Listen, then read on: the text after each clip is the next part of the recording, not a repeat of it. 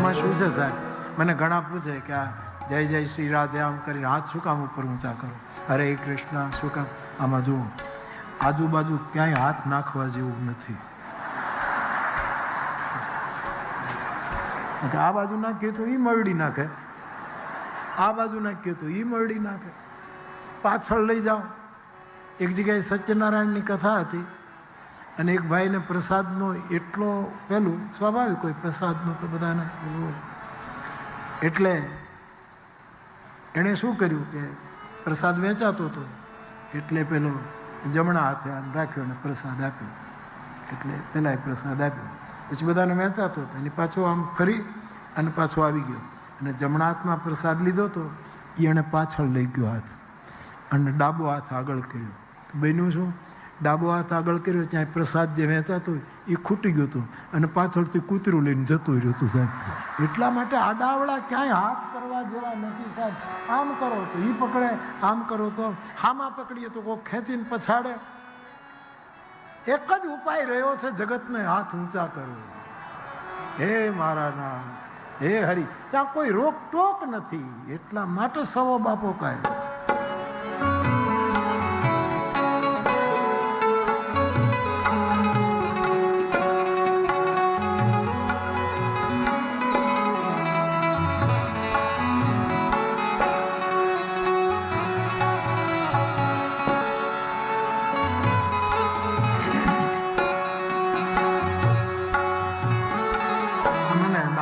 કીધું શુકલ દાદા કે એક લીટી ગાજો ને બાપુ, એટલે અમારો ગોરદાદો છે.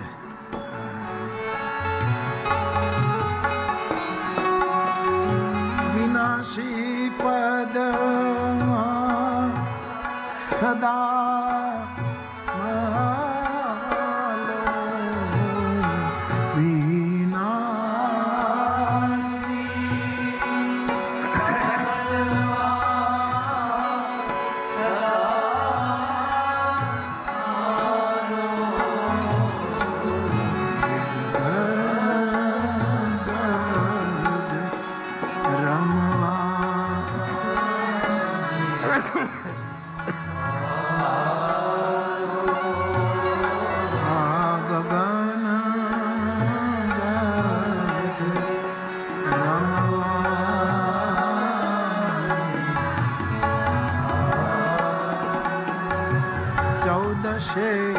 ચિતડું કહ્યું કરે નહીં.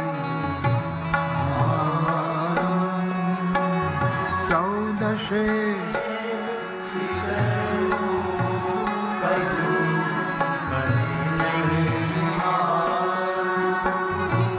ચિંતાનું થઈ ગયું અજવા.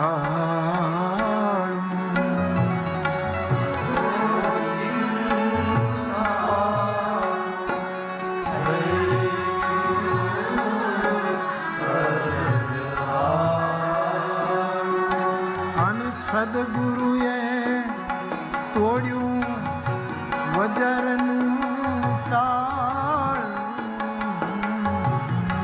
સદગુરુએ વજરનું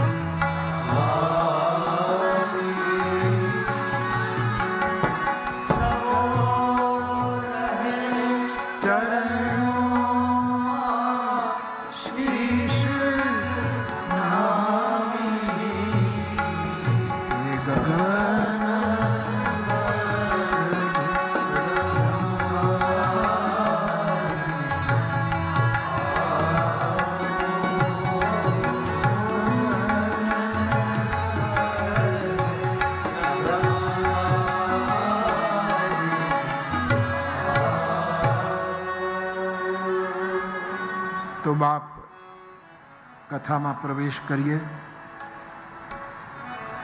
યાજ્ઞવલ્ક મહારાજને ભરદ્વાજજીએ પ્રશ્નો પૂછ્યા કે રામ તત્વ શું છે.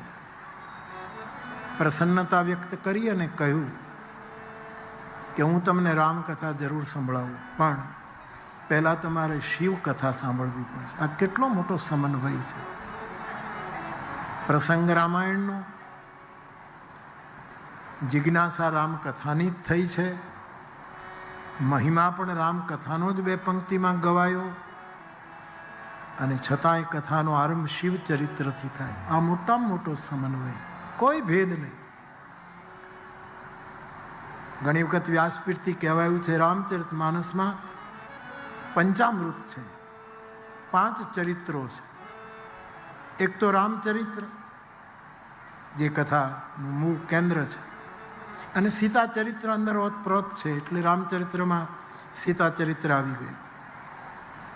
બીજું ભરત ચરિત્ર,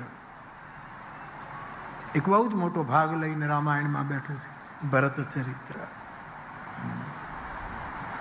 ભરતજી ભરદ્વાજ ઋષિના આશ્રમમાં ગયા વાલ્મીકીના ન્યાયે, ત્યારે ભરદ્વાજજીએ કહ્યું કે અમે ઉદાસીન છીએ. તુલસીદાસજી પણ એમ જ લખે, પણ થોડુંક ફેર, અમે ઉદાસીન છીએ. કોઈ રાજકુમાર, કોઈ રાજા, કોઈ બધું આટલું બધું લઈને આવે એટલે એને સારું લગાડવા માટે અમે શબ્દો બોલીએ નહીં. તમારું સ્વાગત છે પ્રયાગમાં, આવું બોલ્યા છે ભરદ્વાજ. પણ રાજકુમાર માફ કરજો, ઋષિ બોલે છે, આટલું બધું મોટું લશ્કર લઈ અને ચિત્રકૂટ જવાની શું જરૂર છે? આ ભરદ્વાજજીનો પ્રશ્ન છે. આટલું મોટું લશ્કર લઈને જવાની શી જરૂર છે? માફ કરજો, તમે રાજા છો, રાજકુમાર છો, પણ અમે ઉદાસીન તપસ્વીઓ છીએ, અમે કોઈની ખુશામત ન કરીએ. આ શું? અને પછી જે ખુલાસા થયા, એ ખુલાસા થયા પછી ભરદ્વાજજીએ સ્વીકાર્યું છે કે તાત ભરત તુમ સબ વિધિ સાધુ, તમે સર્વ પ્રકારે. આ મોટો વાલ્મીકીનો ન્યાય જ ત્યાં આવીને ઊભો છે. મારો કહેવાનો અર્થ એ છે કે આ સમન્વય છે, આ સેતુ બંધ છે રામાયણ. તો એક રામચરિત્ર, બીજું ભરત ચરિત્ર, ત્રીજું શિવ ચરિત્ર જેમાં પાર્વતીનું ચરિત્ર આવી જાય, ચોથું હનુમંત ચરિત્ર, હનુમાનજીનું ચરિત્ર, અને પાંચમું તલગાજરડાને એમ લાગે છે બાબા ભુસુંડીજીનું ચરિત્ર. આ પંચામૃત છે.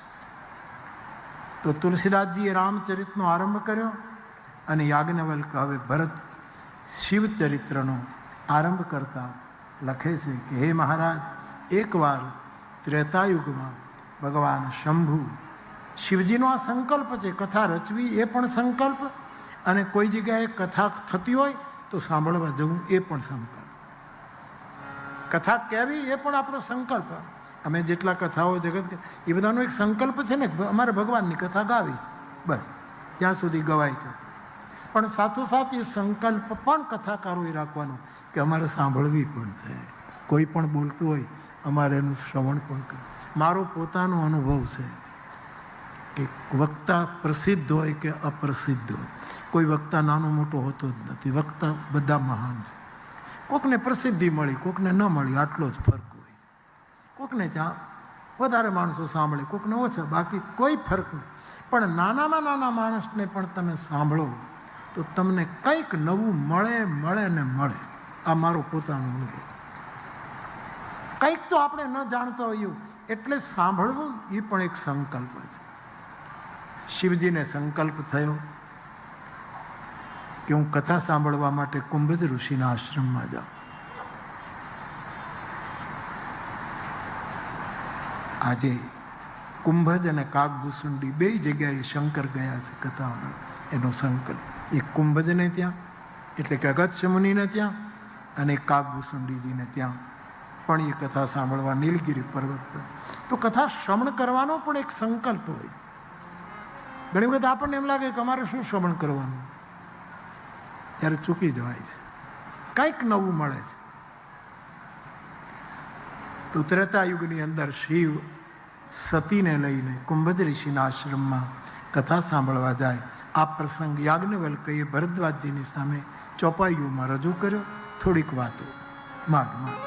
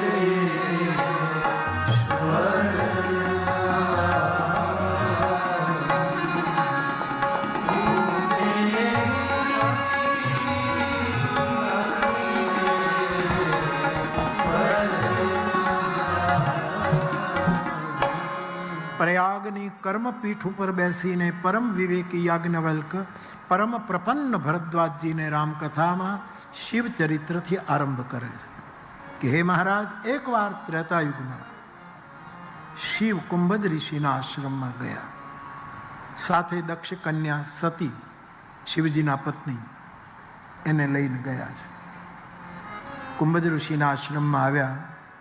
અખિલેશ્વર, શિવ પાર્વતી તો અખિલેશ્વર છે, એની પૂજા કરી. હવે જ્યારે કુંભજ ઋષિએ શિવ અને સતીની પૂજા કરી ત્યારે પંડિત રામકિંકરજી મહારાજનું દર્શન એવું છે કે શિવજીએ એનો બહુ જ હકારાત્મક અર્થ કાઢ્યો કે હું કથા સાંભળવા આવ્યો છું, જેની પાસેથી કથા સાંભળવાની એની પૂજા મારે કરવી જોઈએ, પણ ધન્ય છે આ મહાત્મા, એ શ્રોતાની પૂજા કરવા માંડ્યા. એવો સરસ અર્થ કર્યો. પણ દક્ષ કન્યા, બુદ્ધિમાન બાપની દીકરી સતી, એણે ખોટો અર્થ કર્યો. એને એમ થયું કે અમે કથા સાંભળવા આવ્યા અને મહાત્મા કથા સંભળાવવાના, પણ અમે આવ્યા ત્યાં અમારી પૂજા કરવા માંડ્યો. એ શું ખાક કથા કહેશે? આવું એક ખોટી ગાંઠ બાંધી લીધી.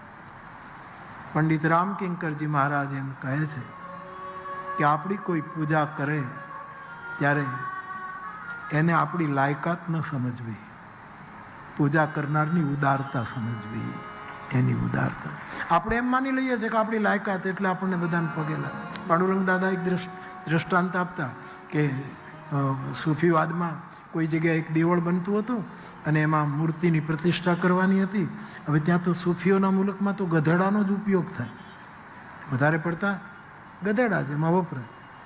એટલે કોઈ દેવળમાં એક મૂર્તિ પધરાવાની હતી, એટલે મૂર્તિને ગધેડા ઉપર રાખી અને ધામધૂમથી ગધેડાને અબીલ ગુલાલ નાખ્યા, ફૂલની માળા પહેરાવી એના ઉપર મૂર્તિ જય જયકાર થાય અને લોકોની કતારો ઊભેલી, બધા પગે લાગે અને પેલું જે ગધેડો હતો એ આમ માથું હલાવતો જાય, અભિવાદન સ્વીકારતો જાય.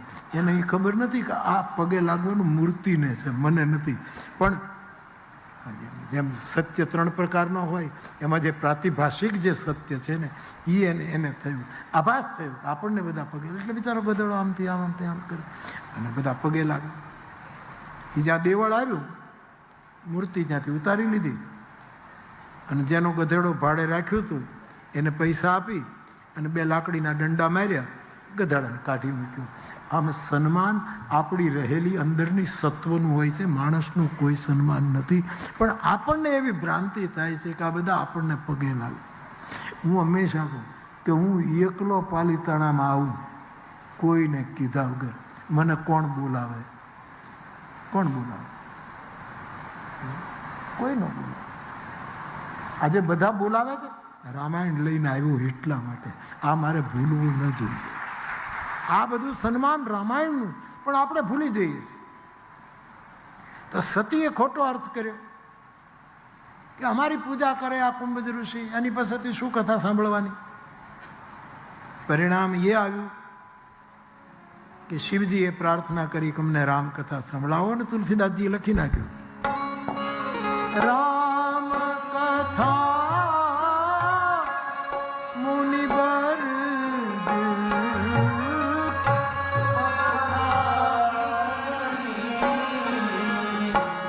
સુની મહેશ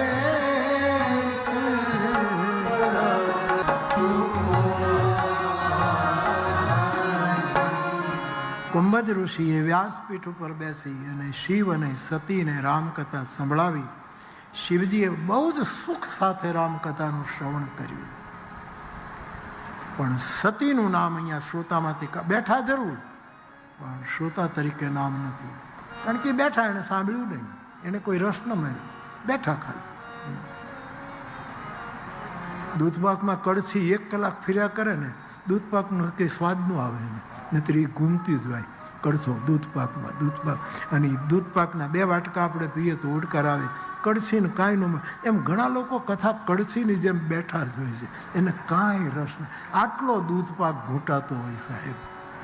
આખી રાત ઘૂંટી ઘૂંટીને અમે આવીએ અને પછી તમારી સામે આ ઠરેલો દૂધપાક, પણ ઘણા કડછા જેવા હોય, એને કાંઈ ખબર જ ન પડે. આ તમારે પાલીતાણાનું ગામ છે ને કુંભણ, કુંભણ છે ને બાપુ, કુંભણ. અહીંયા હું નીકળું છું, એમાં કુંભણિયા ભજીયા. ભજીયા આવે એટલે મારું મન સ્વાભાવિક ખેંચાય, આ તો જીવ સ્વભાવ છે. મેં કીધું આ કઈ રીતના ભજીયા છે? લખ્યું છે કુંભણિયા ભજીયા. એટલે કુંભણવાળાએ કોઈ આ કુંભણ મને એટલા માટે યાદ આવ્યું કે કુંભણમાં અમરદાસ બાપુ ખારાવાળાના સંબંધો હતા, અને કુંભણમાં એક કવિરાજ રહેતા હતા, બારોટ હતા. એ મારી કથાના બહુ પ્રેમી. અને કુંભણમાં અમરદાસ, તે અમરદાસ બાપુએ ને કવિરાજે કીધું કે તમે એક વખત કુંભણ આવો. અમરદાસ બાપુની કથા હતી, અને વર્ષો પહેલાંની વાત. ત્યારે હું ત્યાં ગયો અને બાપુને 2 કલાક મેં સાંભળ્યા. ત્યારે કુંભણની અંદર અમરદાસ બાપુએ આ દૃષ્ટાંત આપ્યું હતું. એ અત્યારે હવે મારે તમને અત્યારે અહીંયા કહેવું છે. આ કુંભણિયું ભજ્યું છે, ખબર નહીં કેવું થતું છે. આ જેણે કુંભણિયા ભજીયાની દુકાન કરી હોય એને મારી વિનંતી કે ગંગાજળ લઈ જાજો અને કુંભણિયા ભજીયા 500 ગ્રામ કરીને મને આપી જાજો, એટલે ખબર તો પડે કે કુંભણિયા ભજીયામાં છે શું. પણ અહીં છે, હું નીકળું એટલે લખ્યું જ છે ને ભાઈ, કુંભણિયા ભજીયા. સરસ. એટલે મને કુંભણ યાદ આવે કે કથામાં ઘણા માણસો બેસે પણ સુખ ન લઈ શકે. હવે કથામાં શું છે, લોકોને અમુક સંબંધો રાખવા આવવું પડે કે ભાઈ આમંત્રણ છે, જવું પડે, જાય, આદર કરે, નીકળી જાય. ઘણા લોકો દેખાડવા પણ આવે કે અમે કથામાં ગયા હતા. ઘણા ખાલી ફોટો પડાવીને વયા જાય. આરતીમાં આવે એટલે 170 દેશમાં આવી જાય લાઈવ, એટલા પણ આવી જાય. પણ હવે તો બહુ સારું છે કે બધા સાંભળે, નહીતર સતીએ કથા સાંભળી નહીં, શિવે રસથી સાંભળી. અને એના ઉપરથી હંમેશા કહેવાય કે કથાનો રસ અને કથાનું સુખ એ જ લઈ શકે જેણે કથાએ સ્વયં નિમંત્રણ આપ્યું હોય. આ પ્રારબ્ધ વગર નથી સંભળાતું સાહેબ. નહીતર કથામાં બેઠો, અહીંયા તો ભગવાનની કૃપા છે કોઈ સૂતું નથી, પણ નહીતર લોકો કથામાં સૂઈ જાય, અથવા તો બીજી વાતો કરે, ફોન ઉપર કાંઈકનું કાંઈક કર્યા કરે, આમ કરે તેમ કરે, વચ્ચે ઊભા થાય, વળી પાછા આવે, વળી બેસી જાય, બીજાને ઈશારો કરે. શું હાલે છે? પણ એને કથા હાલે છે. શું હાલે છે? અહીં હું કામ પૂછા, આટલું મોટું કામ હાલે. અમારે પૂરી જગન્નાથપુરી હું ગયો તો જગતગુરુ શંકરાચાર્ય ભગવાન, મારા ઉપર બધાને આદર હોય સ્વાભાવિક, બાળક ઉપર બધાને પ્રેમ હોય. એટલે હું હંમેશા મળવા જાઉં. એટલે મને એક જ રાજનૈતિક પ્રશ્ન પૂછે એ હંમેશા. મને કહે બાપू આજકલ દેશ में क्या चल रहा है? એટલે હું કહું કથા ચલ રહી है, આ સિવાય દેશમાં બીજું કાંઈ ચાલે.